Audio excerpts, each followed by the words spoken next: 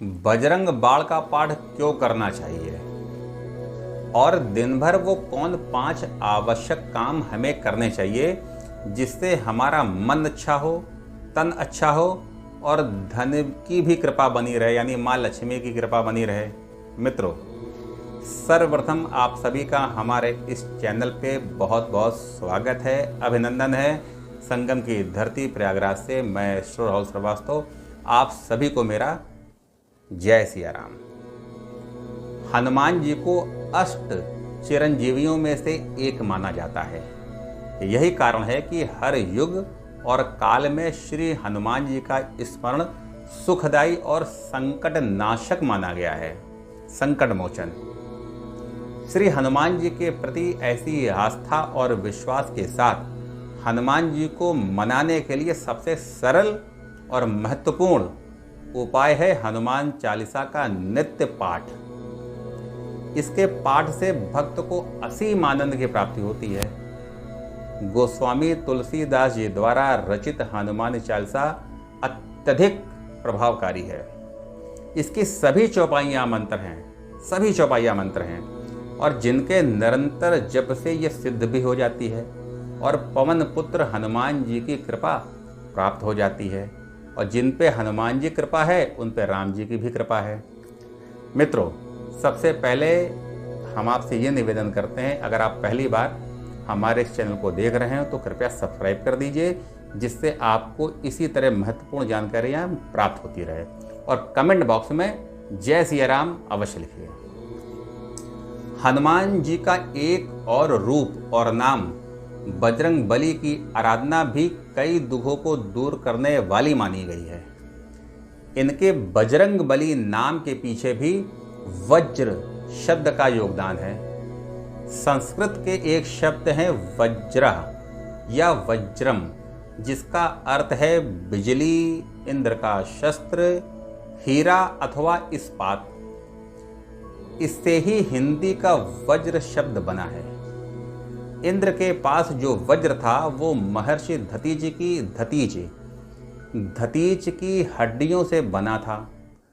हनुमान जी वानर राज केसरी और अंजनी के पुत्र थे। केसरी को ऋषि मुनियों ने अत्यंत बलशाली और सेवाभावी संतान होने का आशीर्वाद दिया, इसलिए हनुमान जी का शरीर लोहे के समान कठोर था। इसलिए उन्हें वज्रांग कहा जाने लगा। ऐसी मान्यता है कि जो बजरंग बाण का पाठ है उसको करने से आत्मविश्वास यानी विल पावर बढ़ता है। बजरंग बली इसका जब आप पाठ करते हैं तो हनुमान जी आपके ऊपर जो भी विपरीत परिस्थितियां हैं उससे लड़ने की क्षमता प्रदान करते हैं। और सबसे महत्वपूर्ण बात, यदि किसी पर कोर्ट केस चल रहा है, मुकदमा चल रहा है या वो बीमारियों से परेशान है तो बजरंग बाण का पाठ अत्यधिक लाभकारी होता है। तो यह महत्व है बजरंग बाण के पाठ का।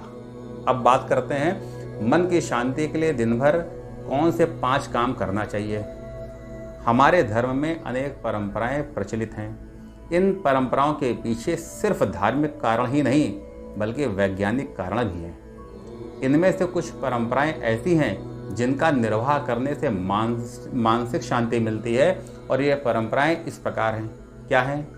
ब्रह्म मुहूर्त में उठने की परंपरा काफ़ी पुरानी है। रात्र के अंतिम प्रहर को ब्रह्म मुहूर्त कहते हैं। हमारे ऋषि मुनियों ने इस मुहूर्त का विशेष महत्व बताया। उनके अनुसार इस समय यानी ब्रह्म मुहूर्त में निद्रा त्याग के लिए सर्वोत्तम समय माना गया है। ब्रह्म मुहूर्त में उठने से सौंदर्य, बल, विद्या, बुद्धि और स्वास्थ्य की प्राप्ति होती है। प्रातः उठते ही सबसे पहले हमें हमारे हाथों का दर्शन करना चाहिए। शास्त्रों में कर्म को प्रधान बताया गया है और हाथों से कर्म किए जाते हैं। साथ ही एक और भी मान्यता है कि हमारे हाथों में विष्णु भगवान, लक्ष्मी माँ और सरस्वती माँ का वास होता है। तो सुबह सुबह इनके दर्शन से दिन अच्छा रहता है और मन को शांति मिलती है। विष्णु भगवान की कृपा मिलती है, माँ लक्ष्मी की कृपा मिलती है और माँ सरस्वती की कृपा भी मिलती है। और क्या करना चाहिए? मंदिर में होने वाले नाद यानी शंख और घंटियों की आवाजें, ये आवाजें वातावरण को शुद्ध करती है। मंदिर जाने से आत्मिक शांति मिलती है। वहाँ लगाए जाने वाले धूप, बत्ती और अन्य सुगंधित पदार्थ के कारण वातावरण शुद्ध बनता है। इस तरह मंदिर में लगभग सभी ऐसी चीजें होती हैं जो वातावरण को सकारात्मक ऊर्जा से संग्रहित कर देती हैं, उनका वास हो जाता है। और हम जब मंदिर में जाते हैं तो इसी सकारात्मक ऊर्जा का प्रभाव हम पर पड़ता है और हमें भीतर तक शांति का एहसास होता है। अष्टांग योग के विद्वानों के अनुसार ध्यान से हमें खुद को निखार सकते हैं। योग के द्वारा, ध्यान के द्वारा प्रातः सुबह के समय हमारा शरीर और मन दोनों स्फूर्ति से भरे होते हैं, ताजगी का एहसास होता है और दिमाग में किसी प्रकार का दबाव नहीं होता। तो सुबह ध्यान करने से हमारे विचार और हमारे दिमाग का विस्तार होता है, जिससे हमारे स्वास्थ्य और व्यवहार दोनों पर सकारात्मक प्रभाव पड़ता है। रात को सोने से पहले भगवान का स्मरण या मंत्र जप करें।